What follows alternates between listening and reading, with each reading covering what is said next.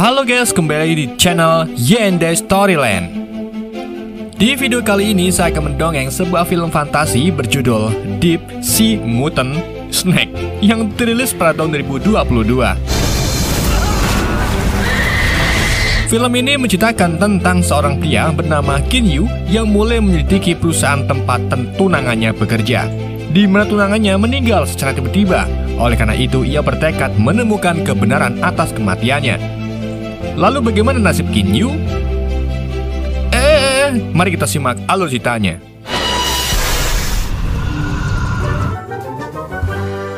Gak bisa bahasa Inggris.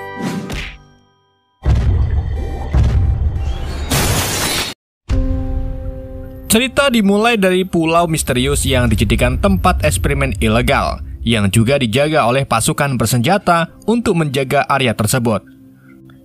Fasilitas ini adalah milik perusahaan yang bernama Cash Corporation, di mana tempat para ilmuwan uji coba terhadap salah satu hewan, yaitu ular.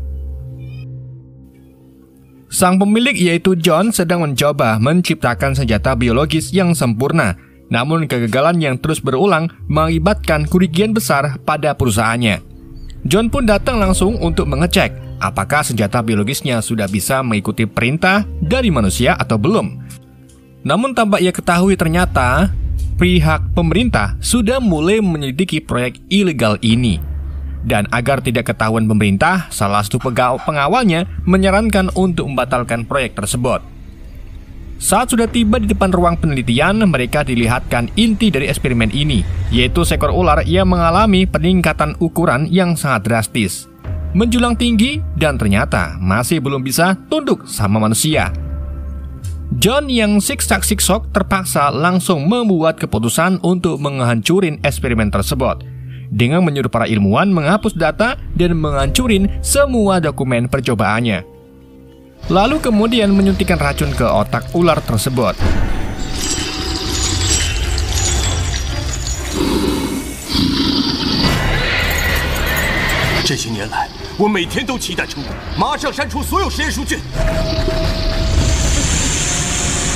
Sementara pekerja di luar menggunakan penyembur api untuk membakar semua ular yang ukurannya lebih kecil. Tapi ternyata suntikan itu nggak mempan dan justru membuat ular raksasa mengamuk dan menjadi lebih strong, serta menggunakan kekuatan telepatinya untuk membangunkan ular-ular lainnya. Kemudian mereka mencoba rencana kedua, yaitu membakarnya dengan api yang sangat besar.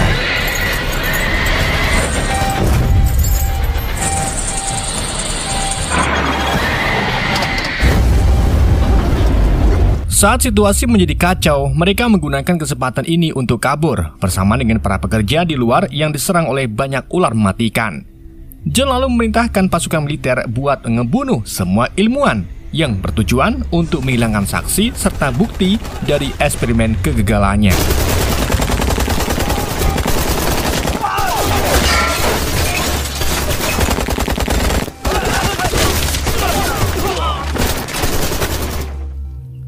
Setelah selesai menembaki, ternyata salah satu ular lainnya yang berukuran lumayan besar tiba-tiba memecahkan tabung kaca dan mulai mengebunuh pasukan militer dengan kejam dan ganas. Lalu bersamaan juga dengan ular raksasa yang ternyata masih hidup dan akhirnya ia bisa ngelepasin diri dari itu.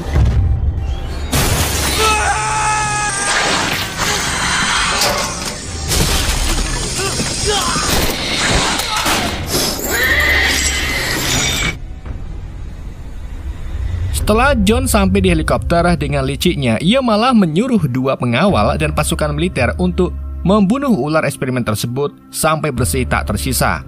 Mereka pun bergegas menuju ke hutan. Dan saking banyaknya ular, mereka juga kewalahan. Apalagi pasukan militer yang di luar pun sudah pada meninggal. Jadi yang tersisa hanya tinggal di hutan. Saat mereka masih berusaha membunuh ular, satu persatu pasukan militer meninggal. Tinggallah dua pengawal cewek yang masih bertahan. Ular-ular itu masih terus berdatangan dan menyerang mereka. Sayangnya peluru pistol sudah habis. Mereka pun terpaksa pakai pisau untuk membasminya. Tiba-tiba salah satu dari mereka diserang oleh ular ukuran yang lumayan besar. Kemudian saat ular tersebut mau menerkam, rekannya langsung membantu dengan menikam ular itu tepat di punggungnya. Namun naas, ia justru terlempar jauh. Kemudian saat mau bangkit, dan melawan lagi, ia melihat rekannya yang sudah meninggal dikerumuni oleh banyak ular berbisa. Tiba-tiba ular besar itu datang lagi dan langsung melilit dadanya. Kemudian, hap, jadi sarapan.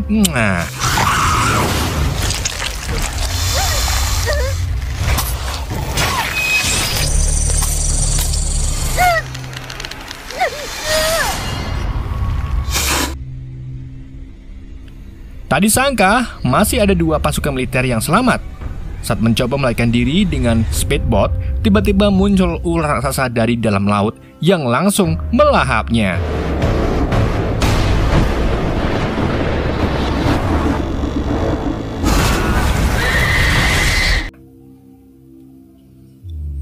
Scene lalu berpindah setahun kemudian saat sebuah kapal pesiar sedang berlayar dan para penumpang yang sedang asik berpesta pora di atas kapal.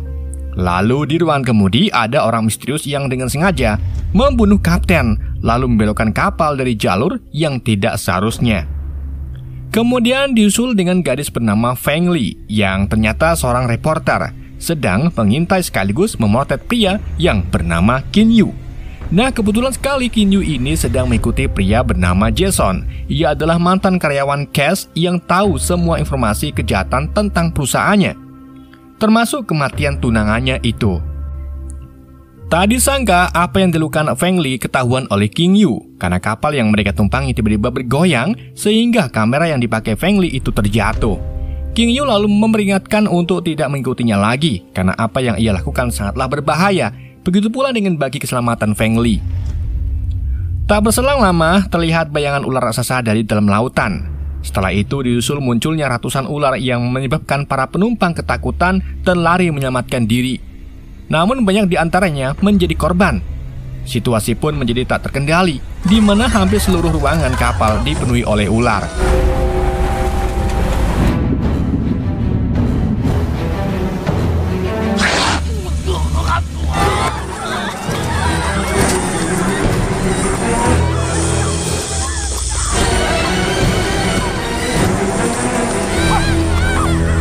Qin Yu yang panik bergegas lari ke ruang kantin untuk memperingati penumpang lain. Namun sayangnya terlambat. Ular-ular sudah pada bermunculan di ruangan itu. Tak berselang lama, ular besar pun mengejar mereka.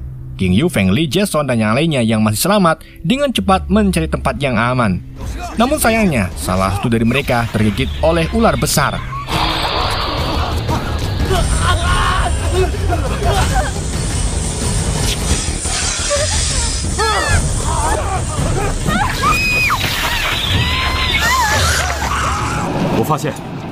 Tak ada pilihan lain, mereka pun masuk ke ruang mesin. Di dalam ruangan mesin itu, Qin Yu rupanya sadar bahwa ular besar itu buta. Jadi ia memanfaatkan suara bising dan panas dari mesin agar ular itu bingung mencarinya. Saat ular sudah di depan mata, mereka langsung diam tak bergerak agar keberadaan mereka tidak ketahuan. Lalu perlahan-lahan ular itu pun mulai pergi menjauh.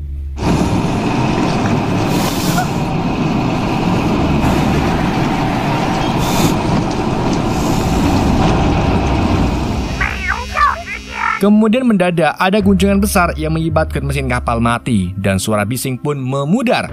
Sialnya alarm HP dari salah satu mereka bunyi. Si ular pun yang mendengar itu langsung balik ke arah mereka. Tanpa pikir panjang, mereka pun lari ke sekuat tenaga agar bisa lolos dari kejaran ular tersebut. Dengan berani, Qin Yu melawan dengan mengayunkan kapak ke kepala ular itu. Feng Li pun membantu dengan menyemprotkan pemadam kebakaran ke arah ular tersebut. Serangan itu tentunya membuat ular kesakitan yang memberikan celah bagi mereka untuk melarikan diri. Namun sayangnya hanya sebentar, ular itu lanjut mengejar mereka lagi.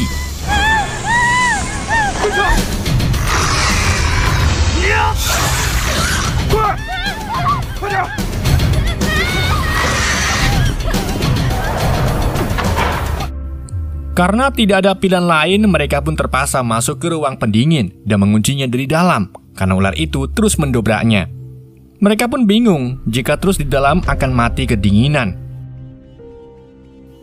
Tiba-tiba muncul masalah baru. Salah satu dari mereka memisan.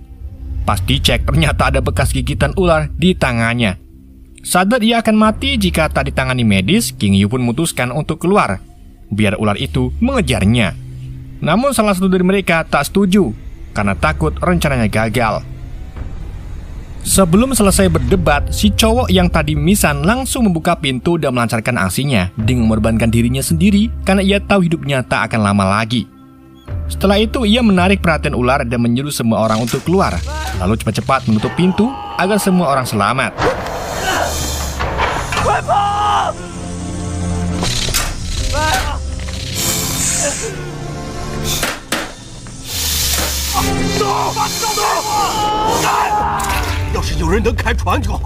Dan yang pertama mereka lakukan adalah gimana caranya menghidupkan lagi kapal itu.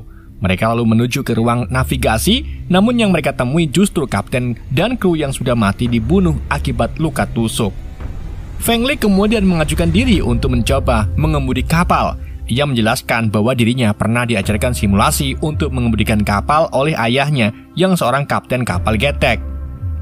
Beruntungnya Feng Li berhasil menghidupkannya dan kapal pesiar bisa berlayar lagi. Tak berselang lama, dari monitor terlihat ada sebuah pulau di depan yang berpikir mereka akan selamat dan bisa meminta pertolongan. Tapi tiba-tiba terjadi guncangan hebat, seperti menabrak sesuatu, sampai kapalnya berhenti bergerak.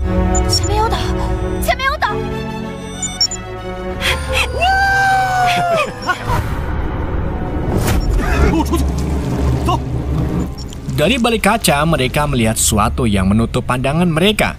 Karena penasaran, akhirnya King Yu dan yang lainnya keluar untuk mengecek.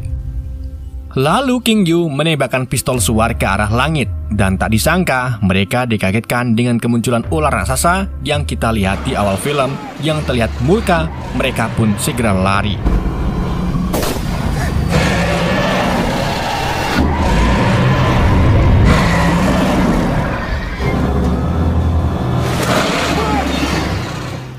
Para penumpang yang selamat mutusin supaya bergegas meninggalkan kapal.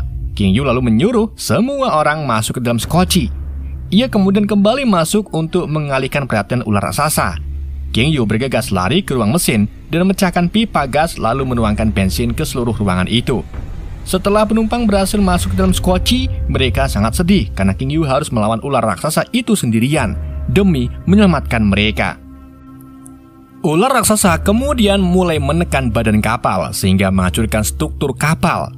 Saat gak ada waktu yang tersisa, ia buru-buru menembakkan pistol suar yang memicu ledakan besar lalu menenggelamkan kapal.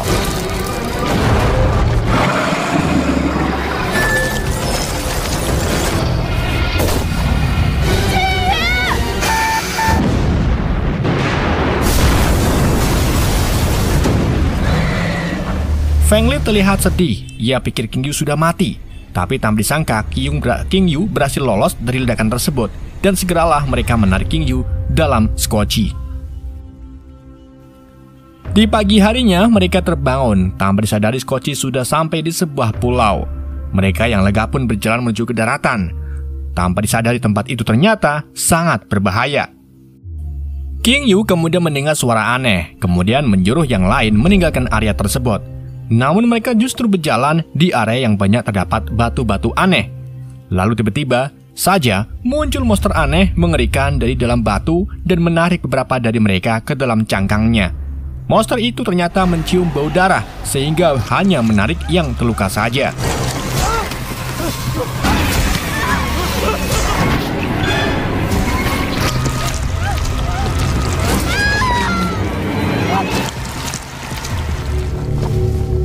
Kemudian mereka yang selamat terus berjalan lebih jauh menuju hutan, sampai mereka menemukan tempat seperti kamp militer. Di sana mereka menemukan banyak persediaan senjata. Mereka lalu mengambil beberapa yang berguna, seperti alat komunikasi yang nantinya digunakan untuk mengirim sinyal. Saat terus berjalan melewati hutan, tiba-tiba mereka diserang oleh laba-laba raksasa yang membuat salah satu dari mereka menjadi korban.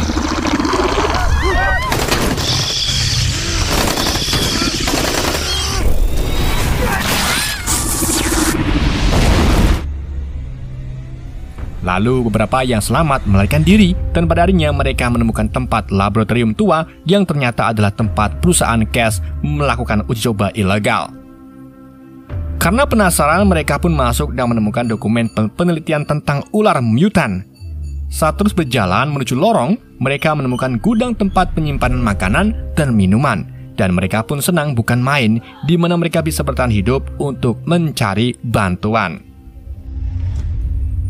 Saat selesai makan malam, mereka pun tidur. Namun salah satu dari mereka ada yang menyelinap secara diam-diam dan mencuri dokumen penelitian ular mutan.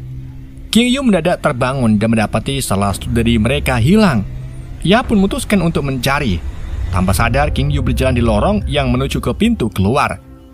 Di saat yang bersamaan, rekan King Yu juga terbangun. Namun di area tersebut tertutup kabut tebal. Dan King Yu lalu mendengar suara yang mengerikan. Pas dilihat, ternyata tepat di depannya sudah ada ular raksasa yang di laut kemarin masih hidup. Ular itu pun langsung menyerang King Yu, tetapi rekannya datang dan langsung menyelamatkan King Yu tepat waktu. Rekannya langsung menembaki ular tersebut untuk mengalihkan perhatian. Sayangnya ular itu malah mengejar King Yu dan siap untuk menerkam. Untungnya King Yu berhasil menghindar, tapi naas, akibat serangan itu pintu keluar menjadi rusak dan tertutup, membuat rekannya terjebak di luar bersamaan ular raksasa. Dengan terpaksa, King Yu pun segera meninggalkan lorong tersebut. Ia lalu menjelaskan ke yang lain tentang apa yang barusan terjadi. Setelah itu, mereka dikagetkan dengan radio yang menangkap sinyal. Buru-buru, Feng Li langsung minta tolong untuk mengirim bantuan dan mengasih tahu lokasi mereka. Namun seketika mereka teringat bahwa ular raksasa itu masih hidup. King Yu dengan segera menyusun rencana akhir untuk membunuh ular itu. Ia memimpin kelompok dan membuat jebakan yang dirancang untuk melukai sang ular. Dibuatlah tombak yang banyak untuk jebakan agar ular mengeluarkan darah. Lalu King Yu mancing ular itu ke arah tebing agar ular diserang monster aneh yang menyeramkan. Jadi itulah keesokan paginya semua orang bersiap-siap untuk melakukan misinya. Mereka diam-diam bersembunyi di balik pohon. Saat King Yu sedang memberi penghormatan untuk rekannya yang mati, ternyata ada pengkhianat yang diam-diam di belakang sudah siap dengan pisau untuk membunuh King Yu. King Yu yang sudah siap pun dengan gampangnya mengalahkan pengkhianat tersebut, lalu maksanya untuk mengasih tahu identitas aslinya. Tak pikir panjang, ia pun mengasih tahu yang sebenarnya bahwa ia adalah mantan dokter yang pernah bekerja di laboratorium ini. Ternyata ia berhasil lolos saat pasukan militer melakukan eksekusi dan menyabotase kapal serta membunuh kaptennya demi melanjutkan eksperimen pada ular mutan ciptaannya. King Yu pun sadar dan berpikir bahwa pria itu sudah tidak punya akal sehat. Di saat yang bersamaan, mereka yang lagi bersembunyi akhirnya berhasil menemukan ular mutan, lalu memberikan pancingan agar ular itu masuk jebakan. Iya benar. Namun tak disangka ular itu tiba-tiba muncul di belakang dokter. King Yu yang melihat itu pun segera lari dan mengabarin dokter kena makan sama ular ciptaannya sendiri. King Yu terus berlari menuju ke tebing dan melempar botol berisi darah ke bawah tebing, tepatnya di batuan. Tentu saja monster aneh mengerikan langsung bangun karena bau darah. King Yu bergegas loncat dari tebing sebelum ular itu menerkamnya. Akhirnya berhasil selamat dengan tembakan pelontar yang berhasil menancapkan tali ke pohon. Sementara itu ular mutan jatuh ke tebing jurang yang menabrak sarangnya, lalu langsung dimangsa monster aneh mengerikan tersebut. Si ular menjerit kesakitan yang padanya benar-benar tewas. Kasian cuy.